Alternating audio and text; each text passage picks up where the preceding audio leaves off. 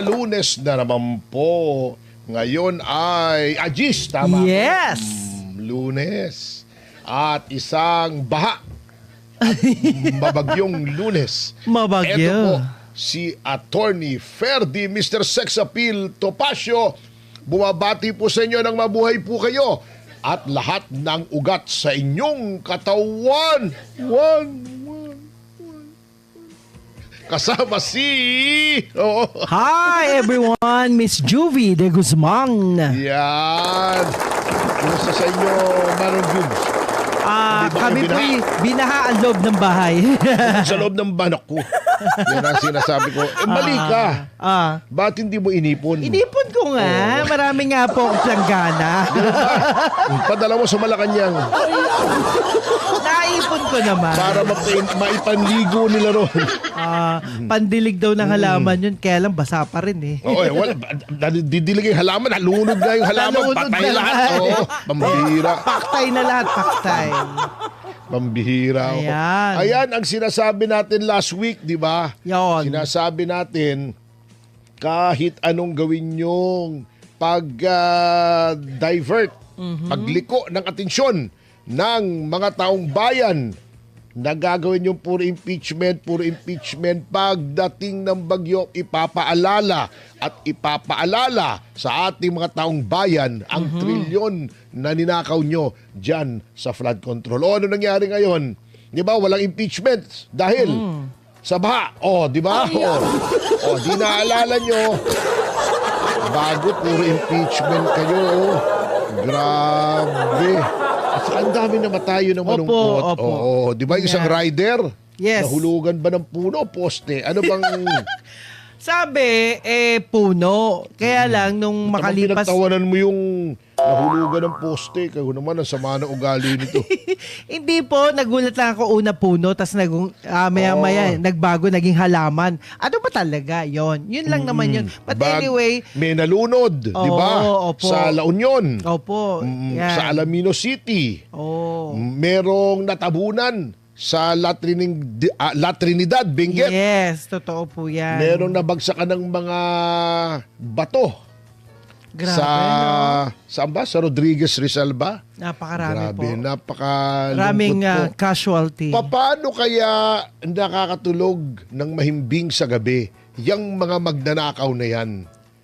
Alam nila na ang kapalit ng kanilang magagarang sasakyan, mga malalaking mansyon, mga designer bags, designer clothes, pagbiyahe sa ibang bansa ng first class ay buhay ng ating mga mamamayan.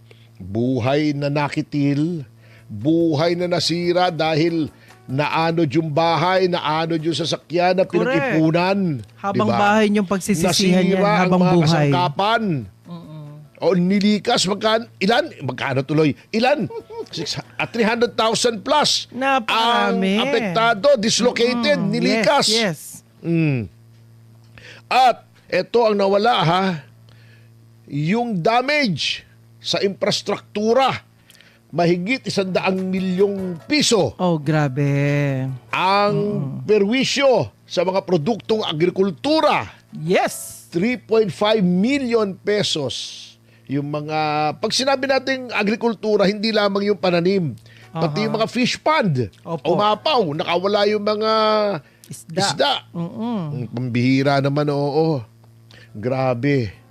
Pagkatapos, yun pang mga dam natin, aapaw. O pag nag-release yun, nag-release na ba o hindi pa? Nag-release po yata pag kahapon. Pag nag-release yun, dadagdag yun. Opo. Pero alam nyo, ang maganda rito, parehas tayo natupad yung sinabi ng ating Pangulo noong isang SONA na ekta-ektaryang mga lupa ang nagkaroon ng patubig. Yes. At libo-libo pang ektarya magkakaroon ng patubig yan. Yes. Lahat ng mga lupa may patubig. Ang hindi ko lang magawa yung maipon. Mahirap ipunin eh. Milyon-milyong galon yun eh. Paano mo ipunin yun? Mga tirada naman, Kita yung Metro Manila, grabe. Siguro ngayon, makikita nyo na ang ginagawa nilang diversionary tactic puro impeachment, wala naman kayong napatunayan. Ano napatunayan nyo? Ha? Ibinili ng gamot, yung confidential funds. O at least may nabiling gamot. Oh. Eto, trilyon. Walang nabili. Either substandard o outright na ghost. Wala. Oh, puro magic. Kaya ganyan Ayan. ang bagyo. Ganyan ang baha. Ayan. Di ba? Yung bagyo, di natin mapipigil. Opo. Yung baha, mapipigil natin. Mm.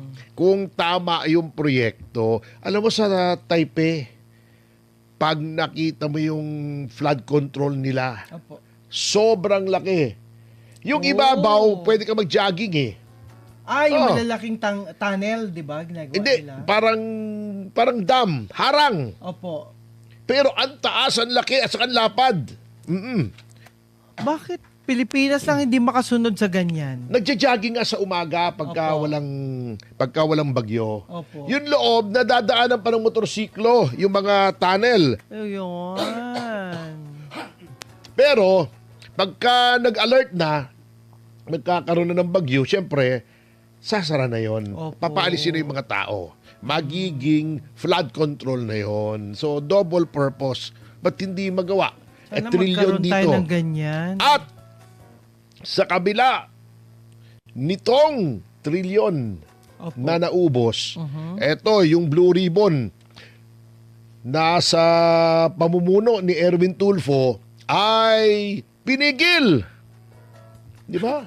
Pinigil yung investigasyon. Oh. Hindi yung baha. Hindi mapipigil yung baha ng salita lamang ni Erwin Tulfo. Ayan. Kahit anong hamon niya sa baha, di ba?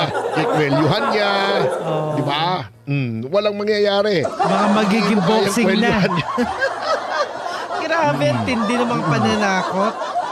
Eto ha, bakit daw ititigil ang flood control investigation ng Senado? Alam nyo, kaya gigil na gigil sila noon na matanggal yan kay Marcoleta kasi papalapit na ng papalapit sa Malacanang yung trail Yun. ng anomalya dyan sa flood control. Yeah. Kaya nag-agawan dyan eh, di ba? Dinalit na nila si Marcoleta. Una, nilagay nila si Lacson. Opo. Yung hindi katanggap-tanggap si Lacson dahil kengkoy, o di ba? O, inagaw na ulit. Nilagay si Pia. Vice niya member ata, si Marcoleta. Opo. Nag-agawan na naman. Nilagay si Erwin Tulfo. Okay. Ngayon, natatandaan nyo yung exchange ni Erwin Tulfo at saka ni Boying Remulla. Sometimes it is necessary to bend the law. Yes, blah, sir. blah, blah. Oh. Yes, sir. Oh, di ba? Automatic Oh. Yes, sir, agad. Ngayon, anong dahilan kung bakit ayaw nang imbestigahan ng Senado ang flood control? Ito ang sinasabi nilang dahilan na iba sa tunay na dahilan. Okay. Sabi ni Erwin Tulfo, kinausap daw nila ni Sherwin Gatchalian at ng Senate General Renato Bantog si Ombudsman Boying Remulla. At sabi nila, hindi na namin iimbestigahan yung Blue Ribbon sa Senado, ikaw na lang. Kasi para hindi ma-prejudice yung investigasyon mo. Wow. Teka muna, wow! Dahil lang kaputan yan. Oo. Kasi, ang dami-dami namang investigasyon dati. Farmally, yung sa Dengbaksya. Yes. yung fertilizer, Opo. habang iniimbestigahan ng Senado, iniimbestigahan din ng Ombudsman. Ay, happy 1,000 live viewers. Maraming salamat po. Thank you po. Buti napagtanto nyo na kami laib ngayon. Laib, oo. Live. Anyway, di ba ganun? Opo. Wala namang problema eh. Number 2, bakit mapiprejudice ang investigasyon ng Ombudsman? Ito naman, legislative inquiry. Independent naman yung Ombudsman. Oh. Hindi ba halatang-halatang dahilan lamang? Opo. Ito, ang tunay na dahilan. Yun ang dahilan Yes. ni Tulfo. Ah. Ito ang tunay na dahilan. Kapag inimbestigahan yung flood control sa Senado, although ang chairman ay si Erwin Tulfo, hindi ka full control dyan. Yes. Kasi pag inibisigahan yan, kahit sinong senador, kay membro, kay hindi ng Blue Ribbon, pwedeng pumunta at magtanong. Yun ang policy. Ganun. Hindi lang siya pwedeng bumoto. Opo. Kung merong question before the committee. Oh. Pero kahit hindi ka member, pwede kang pumunta, pwede kang magtanong. Ayun. Okay. Hindi yan po ang makokontrol patakaran. Nandoon si Alan Peter, nandoon si Pia, nandoon si Amy, nandoon si Robin. Nandoon yung mga oposisyon. Di ba? Hindi mo mapipigil yan.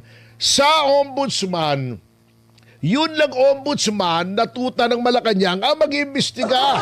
Kontroladong-kontrolado mo. Pati desisyon siya rin. Siyempre, kontroladong-kontrolado at hindi mapapublicize. Pag Blue Ribbon Committee yan, matetelevise pa yan eh. Ayun. Eto, secret, parang ICC. Hanggang ngayon, hindi natin alam kung ano yung findings. Hindi nire-release. Yun lang naman ang dahilan dyan eh. Niloloko pa tayo eh. Lilokohin nyo ang lelo nyong kanot. Bihira naman kayo. Pinagloloko nyo pa kami. Para ka naman kaming mga mamang. Pero ang alam nyo mga kababayan, alam mo Manong Juby ha, eto may sasabihin ako, pasensya na kayo kung masasaktan kayo o magagalit kayo. Kayo po ang may kasalanan niyan, mga kababayan ko. Bakit? Ba't binoto niyang senador si Erwin Tulfo? Last year, Mayo ang eleksyon.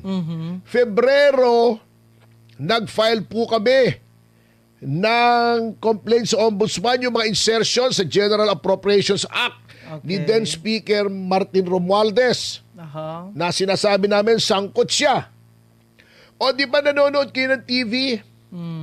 Nakikita niyo naman sa mga pahayagan, sino bang laging kabuntot?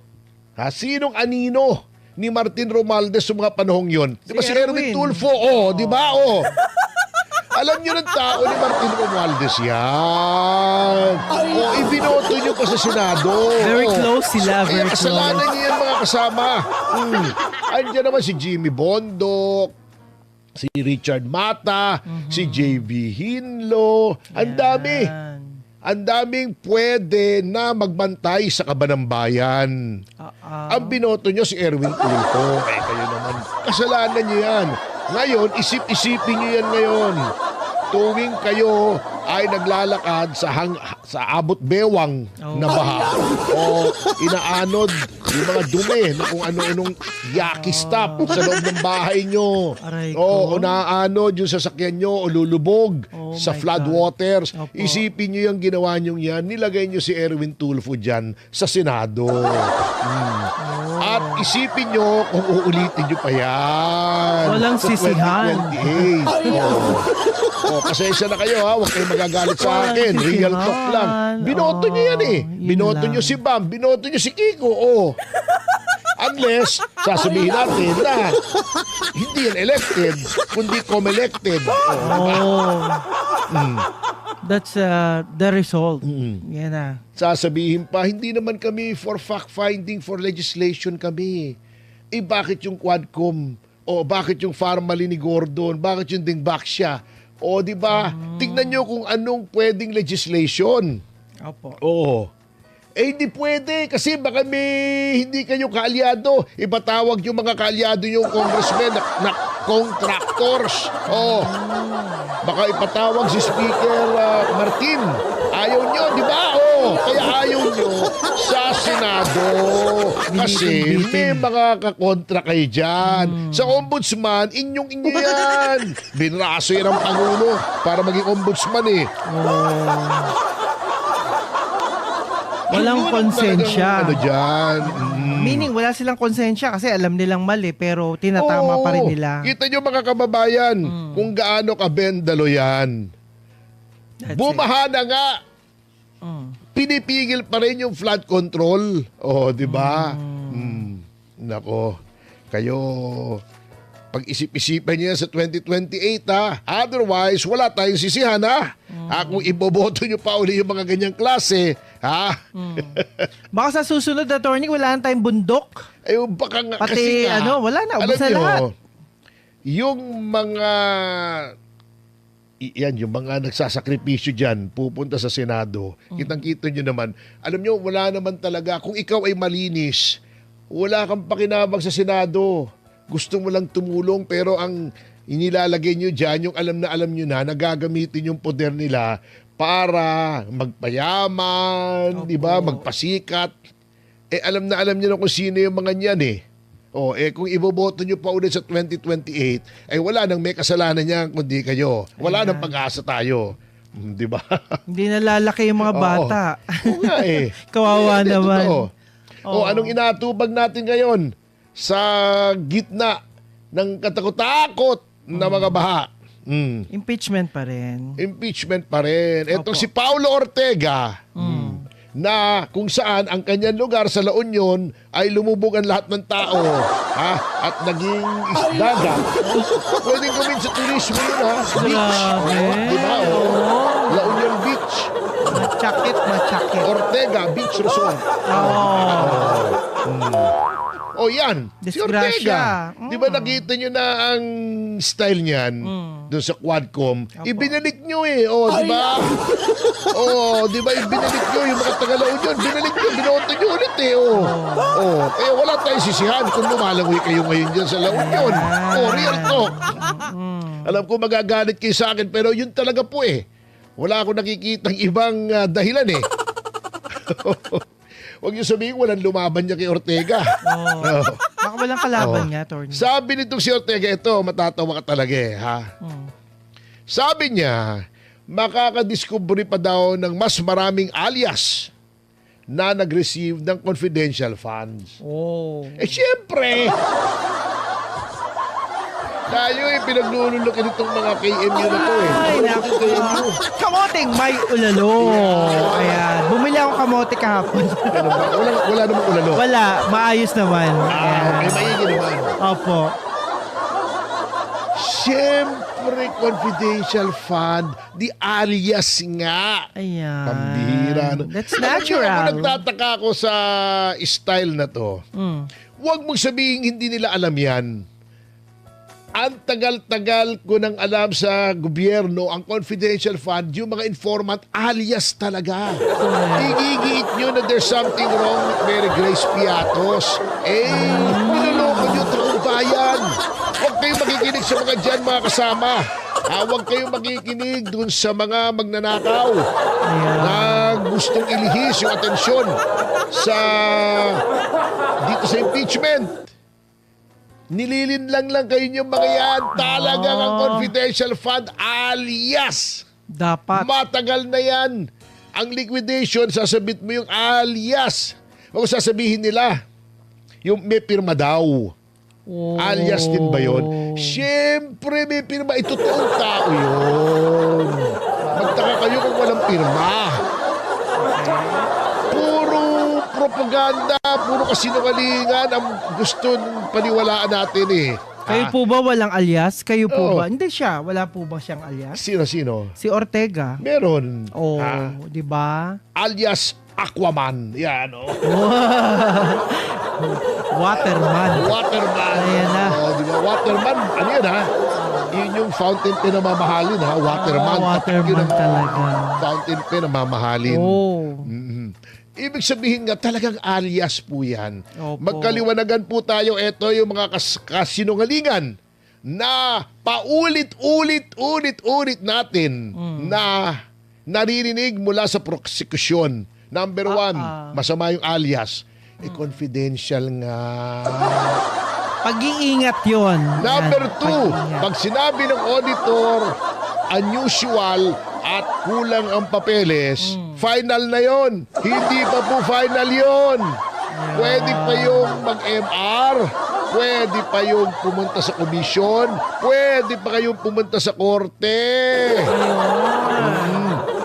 Kasinungalingan. Ito, may isa na namang kasinungalingan. Pinatatagal daw ng depensa yung hearing dahil ayaw mag-stipulate.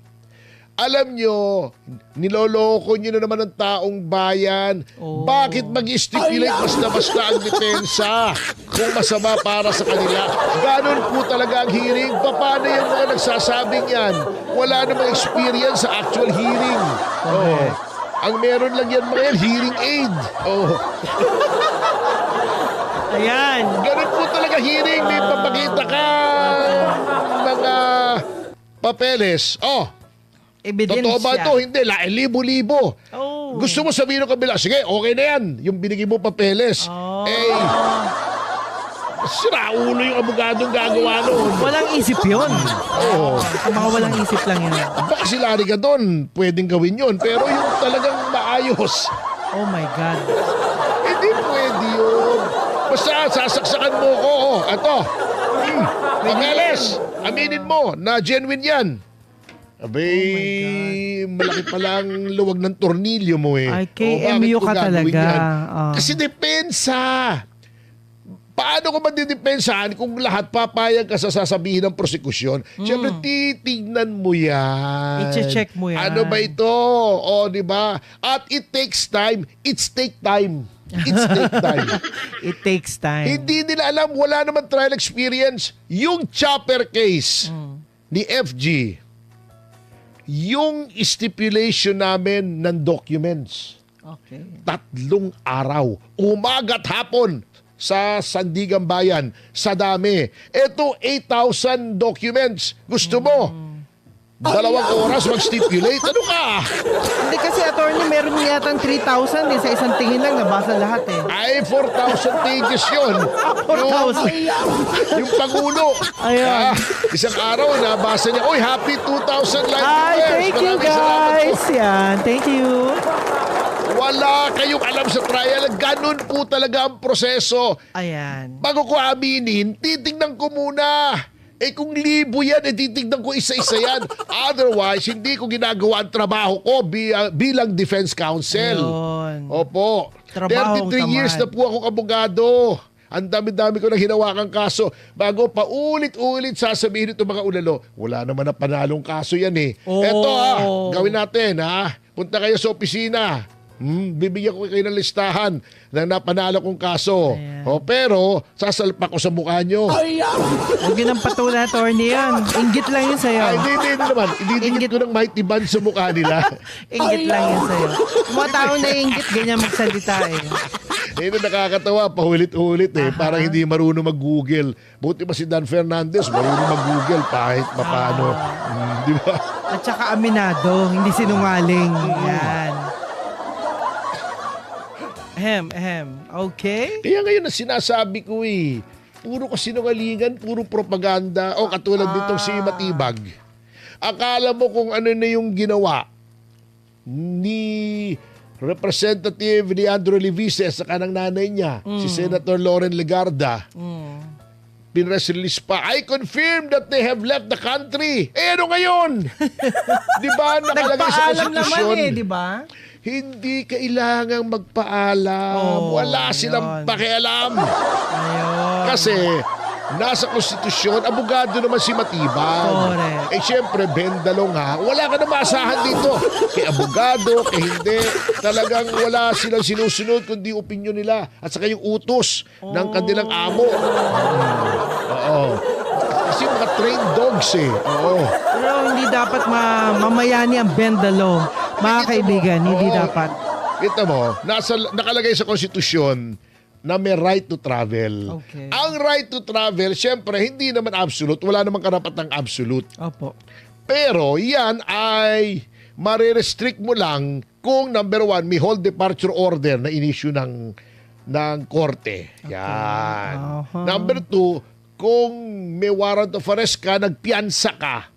In which case, tuwing babiyahe ka sa abroad, papaalam ka sa korte. Sa korte! Every Hindi sa time. NBI. Walang pakialam ng NBI dyan. Sinabi na yan ng Supreme Court in the landmark case of Arroyo versus Secretary of Justice. Yan ang petitioner dyan si dating Pangulong Gloria Macapagal Arroyo. Nag-issue ng hold departure order yung Secretary of Justice, pangalan nito, si De Lima. Oo. Oo. Kalimutan mo na yung Sabi favorite ng mo. Supreme Court, sobrang ganda. Pag naaalala ko yung mukha, nakakalimutan ko yung pangalan eh. Oo. Okay. Sabi ng Supreme Court, ang mga executive departments hindi pwede mag-issue ng HDO. Ano lamang, yung hukuman lamang. Ayun. Nag-agree yung Supreme Court doon sa petitioner kay Mrs. Arroyo kasi nga malakas daw ang sex appeal ng abogado ni Mrs. Arroyo. Yun lang. Sa harap ng Korte Yun Suprema. lang. Tatay laban dun. Ang gandang lalaki ng abogado. Wow! Sabi nila. Yun lang. Sabi nila, wow, yummy. Yum, yum, yum. Ba yan? Allah. Merebestes. So, wala pong problema yan. No big deal. Ayun. Pinalalabas nila parang tumatakas. Oo nga. Bago sasabihin pa ni Boying Remulla, baka gusto nilang umuwi ng nakaposas. Bakit mo papauwi ng nakaposas? Bakit? Mr. Matibag, wala pong kaso. Walang hold departure order. Wala ni ano. Kaya yung right to travel nila, hindi nyo pwedeng sitahin. Papansin ke. Tama na, ang dami ng butong hinahagi sa iyo ng amo mo sa Malacanang. Oo. Ang dami-dami mo nang natikmang buto eh. Buto! Buto! Ayan. Baka magkamali. Buta eh. Ayan. Diba? Oh. Tapos si Boying, grabing sobrang yabang. Alam mo, may kaibigan ako, psychologist, best Aha. friend ko. Opo. Sabi niya, pag ganun daw kayabang, nag-overcompensate. Oh. May kino-compensate siyang kakulangan. Ayun. Baka meron daw parting katawan na hindi na tumitigas. Aray ko. Hindi, muscle! Muscle! Baka hindi na tumitigas yung muscle. Kaya